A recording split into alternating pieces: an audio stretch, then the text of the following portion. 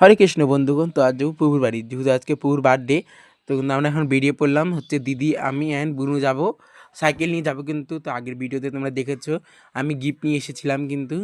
তো যেহেতু একটা কাপ সেট নিয়েছিলাম, তো এখন যাচ্ছি, যে এসে গল্প লাগিয়ে দিল। তো আমি এখন আয়নার মাঝে যাব, আয়নার মাঝে এসে একটু ফটো টটো তুললাম, যেহেতু একটু ঢং করে আয়নার মাঝে আসে। আর আমি এই আয়নার মধ্যে প্রত্যেক দিন করি, যেহেতু আসি। তো এখানে নিজের গল্প করছিল সবাই মিলে, তারপর প্রভুর সঙ্গে কটা ফটো তুলে নিলাম আমি এখানে। তারপর প্রভু ভগবানকে দেখে আমি জগন্নাথ, সুভদ্রা, বলরামকে এত সুন্দর লাগছে দেখো, চাদর দিয়ে দিয়ে ঢেকে দিয়েছে কিন্তু, তো খুবই সুন্দর লাগছে কিন্তু প্রভুকে আজকে। তো দেখো রাধারানী রয়েছে আমাদের, মানে ইস্কন শিলিগুড়ির, যেহেতু আগেবারে এই ফটোটা 2025-এর ক্যালেন্ডার, এটা যেহেতু ফটোটা ছিল, তো খুবই সুন্দর। তো এখানে আমি কয়টা কেক নিয়ে, মানে কেকটা নিয়ে ফটো টটো তুলে নিলাম। তো কেমন মানে কেকটা এসেছে কমেন্ট করে জানা। তারপর গিফট দেওয়ার পালা। তো প্রভুকে এখন গিফট দিব আমি। তো এখন প্রভুকে দেখো, প্রভু কেক কাটছে ভগবানের সামনে, কিন্তু এখন কেকটা কাটছে প্রভু মিলে। তখন আমি প্রভুকে গিফটটা দিব।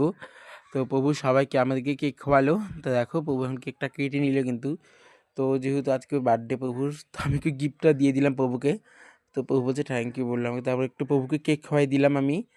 তো কিন্তু তোমাদের বার্থডে কবে কমেন্ট করে জানাই। আমার বার্থডে আসেনি এখনও, দেরি আছে, এখন আমার বার্থডে আসবে আর কি।